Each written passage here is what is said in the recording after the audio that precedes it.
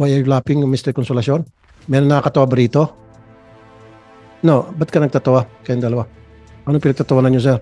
Anong pinagtatawanan niyo, sir? Mga hearing kung saan tayo po'y nakatanggap ng reklamo mula sa mga empleyado ng PAGCOR at ang reklamong yon ay nakatuon sa hindi makatarungang sahod at benepisyo. And that is the reason why we're here again today. And during the last hearing, I was promised by Mr. Alejandro Tenco, the chairman and CEO of PAGCOR, na he will deal with it.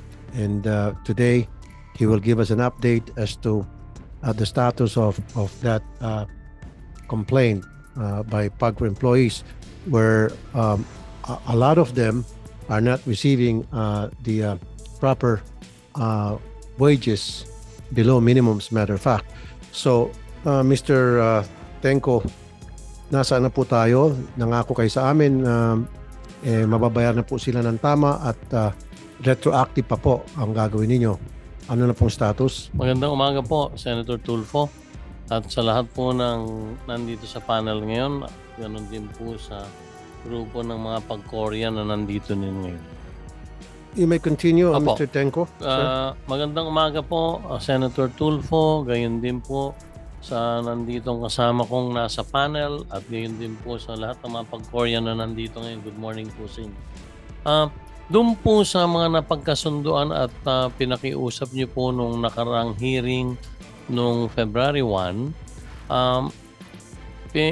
amin pong pinangako sa inyo sa pamamagitan po ng inyong pakiusap, Senator Tulfo, na i-implement po ng PAGCOR on February 15 yung pong pagkakaloob ng retro pay.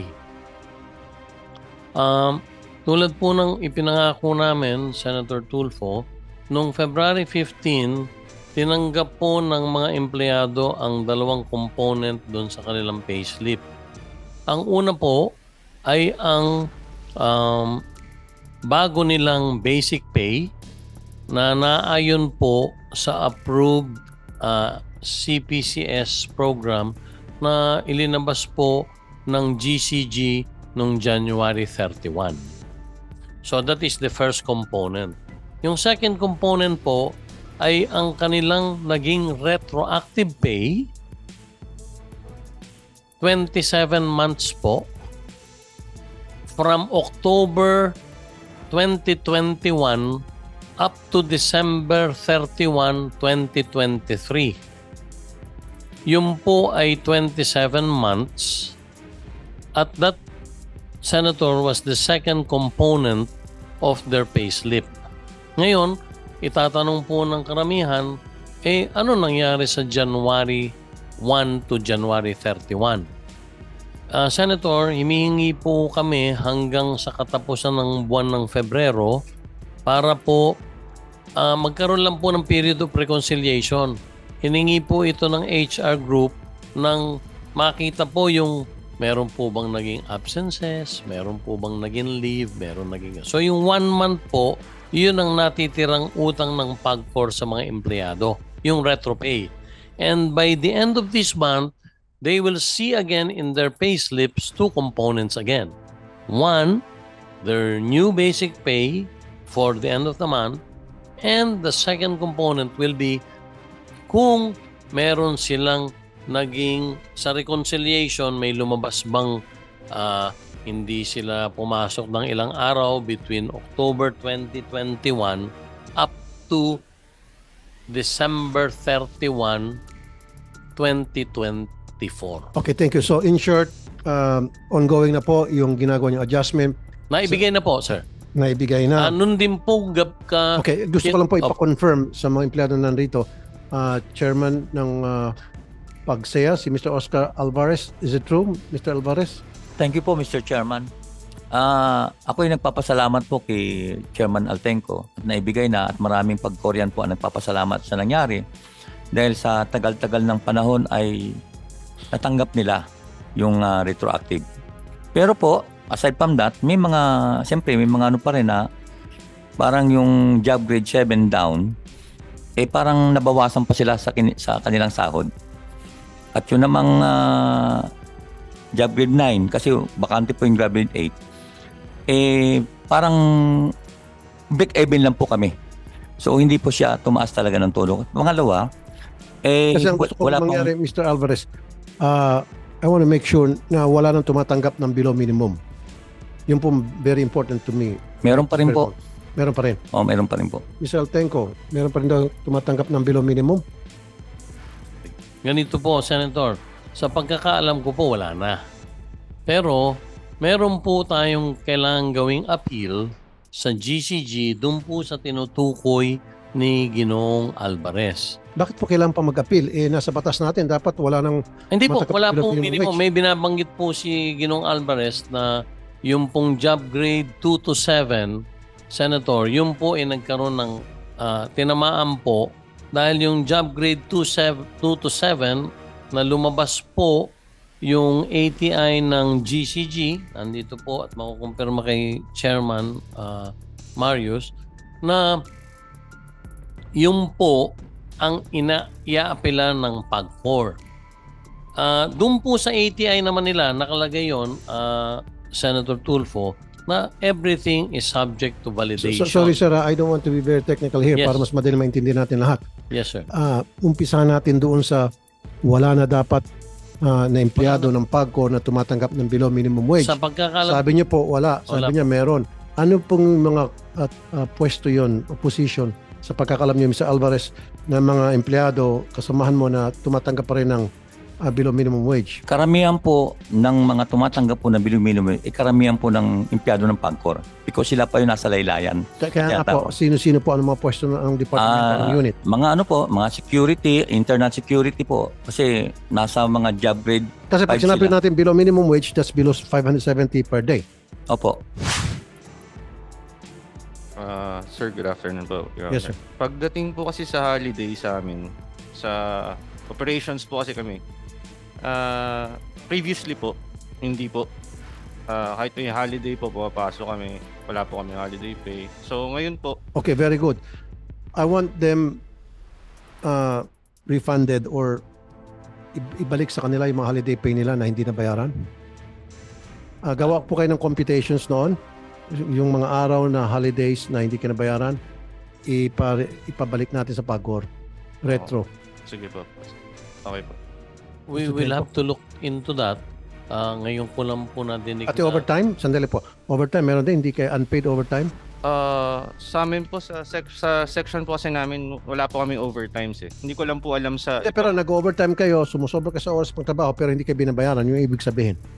Yun nga po, hindi ko po masasagot in behalf of the other department kasi po sa amin po sa department namin hindi po talaga kami nag-overtime.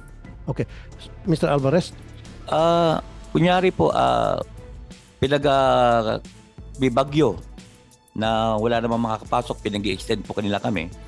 Hindi mo kami nila binabayaran ng overtime. Dapat may bayad. Ang ginagawa po nila dyan, binibigyan lang po kami ng day off na Kapalit. additional. So hindi po, kasi mas maganda pong overtime kasi that is 1.5%. Sa yung mag-duty ka lang, pinag-dutyhan mo lang yung ano, parang wala kang dagdag. So hindi po na kami nila binabayaran ng overtime doon, kundi kung nag-duty ka noon, mag-availment ka lang po ng ano, ng day off mo, magde-day off ka doon sa ano. So wala pong dagdag po yun ng, may pahirap po pero wala pong dagdag na danyos doon sa perap sa amin. Mr. Tenko, gusto nila dapat pag overtime. Huwag yung bibigyan kang kapalit ng isang araw na mag-off ka. Senator Tulfo, ngayon lang po, sinabi ko na sa head ng HR, tingnan itong reklamo to at mag-report ka agad sa akin because I'll be honest, I'm not truly aware na ganun yung sitwasyon. I don't know what are the internal reasons or why that was the old policy. But then again, as soon as I get a report from you, we will furnish a copy to your committee, Senator Tulfo. So lahat po ng mga pinag-uusapan natin ngayon, yung mga Ayun, hindi nabayaran, Mr. Domingo, ibalik natin back pay. Yes po, sir. In the form of back pay. Yes po, sir. We will Okay, check. Mr. Alvarez? Additional po, marami po sa amin na destino na pupunta po sa mga iba-ibang branch dahil kailangan daw po and ano po ng serbisyo. Pero po may memorandum circular po ang GCG na may tinatawag silang relocation allowance. Hindi po nabibigay sa amin yun kasi dumodoble po ang gastos namin. Nangungupahan po kami doon ng panibago at pagkain na wala po naman kami dagdag na based doon sa memorandum circular na ibinigay ng GCG. Hindi po na-implement sa amin yan. Ibig sabihin, nirecord kayo sa ibang lugar, mas malayo, kayo ay nadadagdagan yung pamasahe o gasolina, and then of course, yung renta ng bahay, kung magrenta kayo doon, walang consideration yon. Pareho pa rin. Ay, hindi pwede. Pagkor, Mr. Tenko.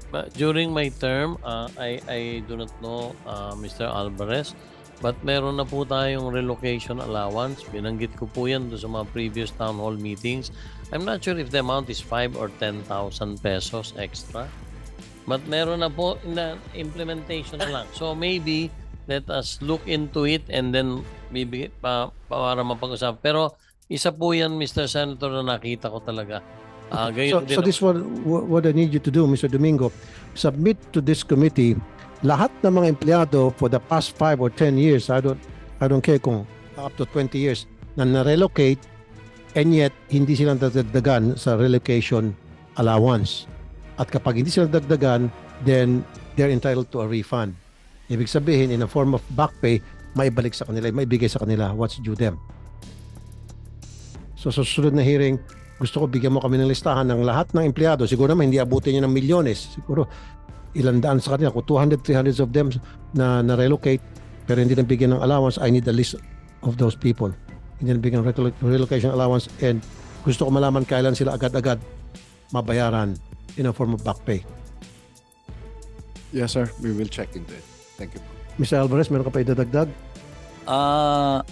I-revisahin ko po yung mga pinalabas po na memorandum circular po ng GCG. Titingnan namin kung ano pa yung hindi na ibibigay sa amin. Pero based doon, gumawa na po ako ng sulat diyan sa PAGCOR na bakit hindi binibigay sa amin yung ganong mga benepisyo.